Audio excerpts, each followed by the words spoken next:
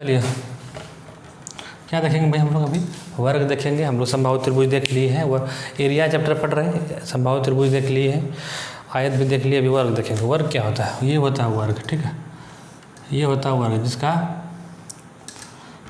वर्ग होता है ये, ठीक है, जिसका कि चारों भुजा समान हो, इसको वर्ग बोलते हैं, ठीक। जैसे अगर ये है तो ये भी ए होगा और ये भी ए होगा, ये भी ए होगा, सब ए होगा, ठीक है, ए होगा वर्ग। और इसको हम लोग भुजा बोलते हैं, ठीक है, चार भुजा है इसका, और इसको हम लोग बोलते हैं विकर्ण। इसको क्या बोलते हैं भाई? इसको हम लोग क्या बोलते हैं? विकर्ण बोलते हैं, इसको बोलते हैं विकर्ण, ठीक है। ये वर्ग है, चार भुजा है और ये विकर्ण, ठीक, इतना जान गए। अब वर्ग क्षेत्रफल की बात करें अगर हम क्षेत्रफल की बात करें तो भुजा स्क्वायर यानी कि ए स्क्वायर होता है, ठीक है। अगर वर्ग के क्षेत्रफल की बात करें तो भुजा स्क्वायर होता है, ठीक है। अगर हम परिमाप की बात करें कि वर्ग का परिमाप कितना होता है तो कितना भुजा? 1 2 3 4, चार भुजा है तो 4 है, 4 गुना 1 यानी 4 है, ठीक है, ये होगा परिमाप। अगर हम विकर्ण की बात करें कि वर्ग का विकर्ण क्या होता है, वर्ग का विकर्ण क्या होता है तो विकर्ण होता है √2a। √2a मतलब √2 गुना a, √2 गुना भुजा हो गया, ये होता है वर्ग का विकर्ण, ठीक है। वर्ग में ज़्यादा कुछ है नहीं, ठीक है, थोड़ा थोड़ा चीज़ है, उसको हम लोग देख लेते हैं, ठीक। एरिया जैसे मान लेते हैं कि जैसे मान लेते हैं एक वर्ग है और इस वर्ग में हटा देते पहले इसको, ठीक, इसको हटा देते पहले हम लोग। ये फार्मूला याद रखना है, बस 3 फार्मूला है इसका और भी है। चलिए एक चीज़ और देख लेते हैं हम लोग। इस तरह का सवाल भी जो है आता है, हाँ, कि जैसे कि एक वर्ग है, ठीक है, ये हो गया मेरा वर्ग, इसका अंतःवृत्त या परिवृत्त का क्षेत्रफल भी हमको पूछ लेता है। क्या?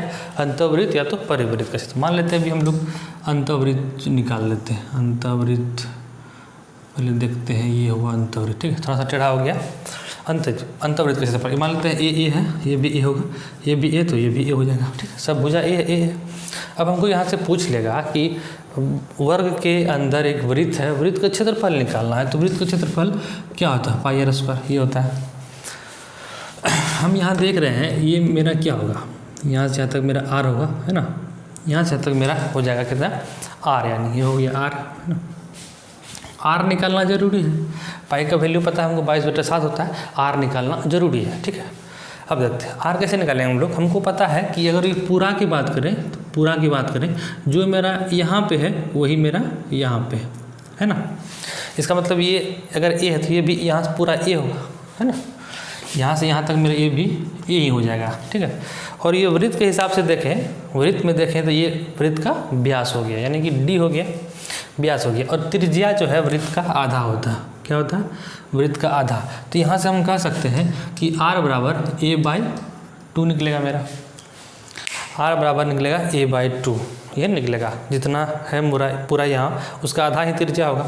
तो यहाँ से हम आसानी से निकाल सकते हैं स्क्वायर, वृत्त का स्क्वायर, वृत्त का क्षेत्रफल, वृत्त का क्षेत्रफल हम आसानी से निकाल सकते हैं पाई r स्क्वायर, यानी कि a/2 का स्क्वायर करेंगे, ठीक है।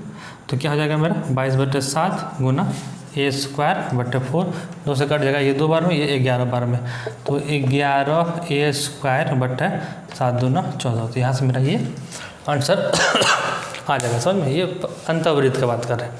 अंतःवृत्त में क्या होता है कि जो अंतःवृत्त अगर है, वर्ग के अंदर अगर अंतःवृत्त है कि जितना मेरा दिया रहेगा, अभी ए देख के समझाएं हम भुजा, लेकिन यहाँ 10 20 50 कुछ भी हो सकता है, यानी उसका जस्ट आधा कर देना ना, उसका आधा होगा कितना? त्रिज्या। जब त्रिज्या पता चल गया तो हमको निकालने में क्या दिक्कत है भाई? त्रिज्या जब पता चल ही गया तो फिर दिक्कत क्या है? ठीक है। अब देखते हैं परिवृत्त। अगर इसी में परिवृत्त रहता है, अगर मान लेते हैं बाहर का एक वर्ग है, वर्ग के बाहर की ओर, जैसे कि ये वर्ग है ना, ये वर्ग है, ठीक है, ये वर्ग है, इसका बाहर की ओर जो है ये वर्ग वृत्त, ठीक है, बाहर की ओर वृत्त है। तो इसका अगर हम यहाँ से त्रिज्या अगर ऐसे लें तो ये यहाँ से लेके यहाँ तक ही आएगा, है ना, वो तो नहीं होगा, वो मेरा होगा नहीं। अब हम एक चीज़ तो देख लेते हैं ना, ये वर्ग का विकर्ण भी तो है, वर्ग का विकर्ण यही है ना। अब देख लेते हैं हम वृत्त का अगर बात करें तो इसका बीच में यहाँ पे है, बीच, यानी कि यहाँ से यहाँ तक मेरा क्या हो जाएगा? r हो जाएगा, और इधर भी r हो जाएगा, है ना, आधा r हो जाएगा। यानी कि यहाँ हम ये देख रहे हैं कि अगर अंदर में वृत्त रहता है तो भुजा का आधा होता है त्रिज्या, और अगर बाहर में वृत्त रहता है तो विकर्ण का आधा होता है त्रिज्या, है ना। विकर्ण है ये पूरा, और इसका आधा करेंगे तो मेरा त्रिज्या निकल जाएगा, यही निकलेगा ना। तो विकर्ण का आधा करेंगे तो हम लोग त्रिज्या निकल जाएगा। तो यहाँ से हम क्या करेंगे, विकर्ण को हाफ कर लेते हैं। विकर्ण को मान लेते हैं कि डी है, डी या तो के मान लेते हैं, कुछ भी के है मान लेते हैं। विकर्ण को हम लोग के है सपोज करते हैं कि के है, या तो विकर्ण बट्टे 2 भी हम लोग लिख सकते हैं, या तो हम लोग विकर्ण बट्टे 2 भी लिख सकते हैं। यानी कि विकर्ण बट्टा 2 क्या निकलेगा, मेरा त्रिज्या निकलेगा। कब, जब वर्ग के मतलब बाहर से एक वृत्त बना रहेगा, परिवृत्त रहेगा, ठीक है, परिवृत्त रहेगा। अब अगर हम यही देखते हैं कि यही वर्ग है, तो इसका भुजा दिया हुआ कितना 20 दिया हुआ, 20 दिया हुआ, 20 यानी भुजा जो है ये 20 दिया हुआ है। तो हमको निकालना है परिवृत्त का क्षेत्रफल। परिवृत्त का क्षेत्रफल यानी पाई आर स्क्वायर निकालना है। हमको क्या निकालना है, परिवृत्त का क्षेत्रफल पाई आर स्क्वायर, ये बोला निकालने के लिए। इसके बराबर कितना हो, तो पाई का वैल्यू हमको पता है, आर का वैल्यू निकालना है। तो आर का वैल्यू क्या हो जाएगा, इसका आधा, विकर्ण का आधा। तो पहले विकर्ण निकालेंगे हम लोग। पहले हम लोग क्या करेंगे, विकर्ण निकालेंगे। तो विकर्ण बराबर क्या होता है, तो वर्ग का विकर्ण बराबर हम लोग पहले थोड़ा देर पहले देखे, वो होता है √2। क्या होता है, √2a, है ना। √2a होता है क्या, विकर्ण। विकर्ण बराबर होता है √2a। ए जहाँ क्या है, ये भुजा है, तो a यानी कि √2 गुना 20 हो जाएगा, बराबर 20 √2 यहाँ से मेरा आ गया। ठीक है, दिखाई दे रहा है ना, छोटा तो नहीं लेकिन दिखाई दे,